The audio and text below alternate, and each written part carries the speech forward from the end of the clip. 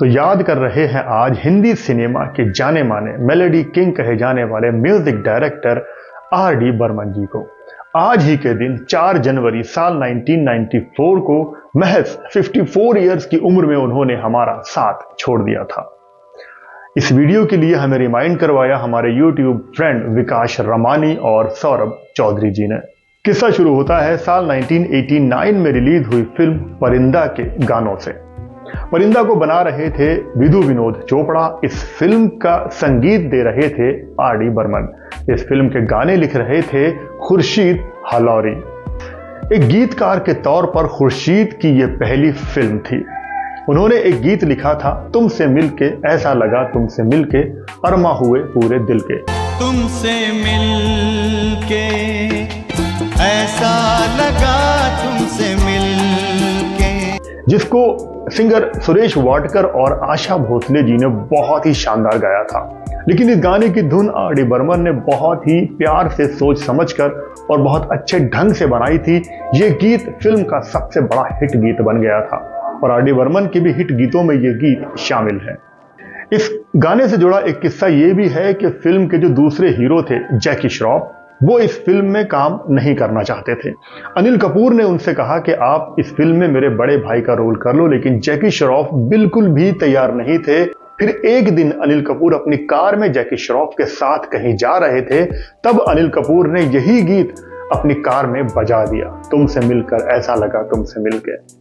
ये गीत जैकी श्रॉफ को इतना पसंद आया कि उन्होंने कहा कि इस फिल्म का अगर संगीत इतना शानदार है तो वो इस फिल्म में काम जरूर करेंगे।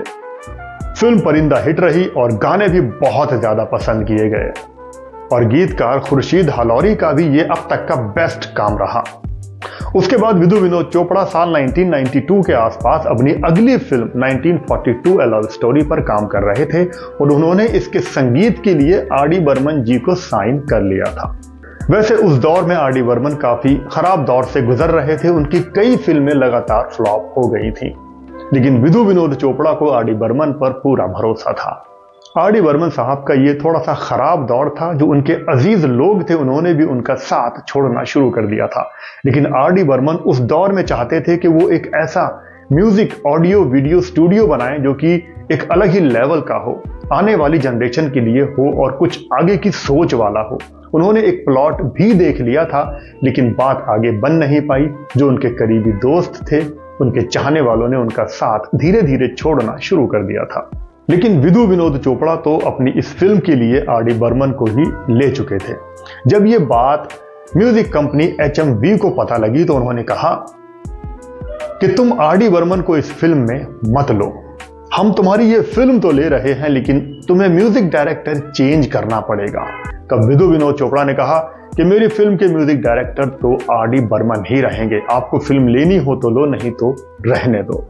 दोस्तों, ये बात पता लग गई आर.डी. बर्मन को और उन्होंने कहा कि मैंने इस कंपनी को सैकड़ों हिट गाने दिए हैं और आज ये मेरे लिए ऐसा कर रही है।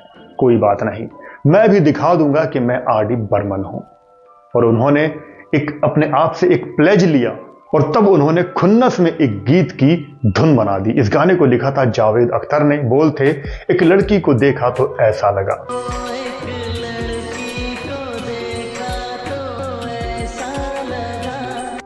आर.डी. बर्मन ने इस गाने में अपना सब कुछ झोंक दिया था। जब ये गीत रिकॉर्ड होकर लोगों के सामने आया तो इंडस्ट्री में एक चर्चा हो गई थी कि कुछ अलग तरह का गीत बना है। इस गीत को सब पसंद कर रहे थे और बाद में सब ठीक हो गया था। HMV ने ये फिल्म ले ली थी। उसके बाद उन्होंने उसी खुन्नस में एक और गीत बनाया, प्यार हुआ चुपके से, क्यों नहीं लग रही है ये धरती गगन।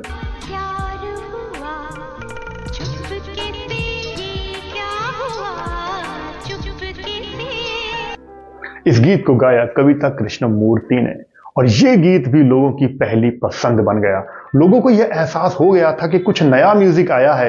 1942 ए लव स्टोरी का म्यूजिक टेरिफिक म्यूजिक होने वाला है। फिल्म की रिलीज से पहले ही 1993 में इस फिल्म के गीत धूम मचा रहे थे। आर.डी. बर्मन ने दिखा दिया था कि I am not finished. Film में कुमार सानू, कविता कृष्णमूर्ति ने गीत गाए, शिवाजी चट्टोपाध्याय ने और लता मंगेशकर जी ने भी एक एक गीत गाया था।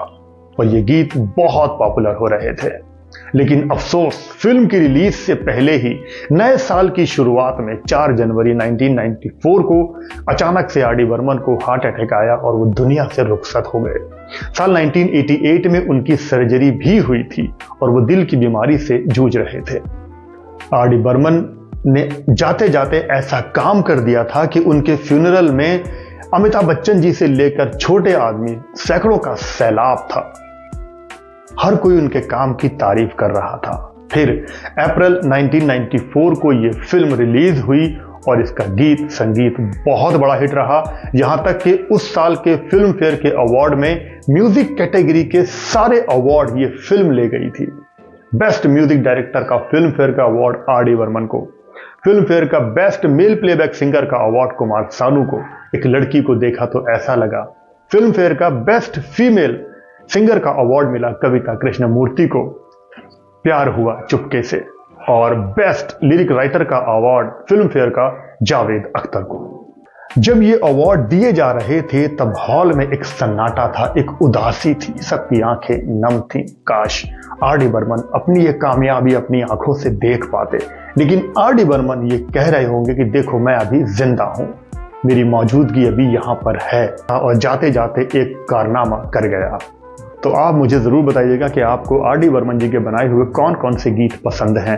तो आज उनकी यादों को जिंदा करते हुए बस यही रेट्रो शोबिज़ की यादों के रूहानी किस्से में आप लोग अपना बहुत बहुत ख्याल रखें और देखते रहें इस चैनल को। Thanks for watching. जय हिंद, जय भारत।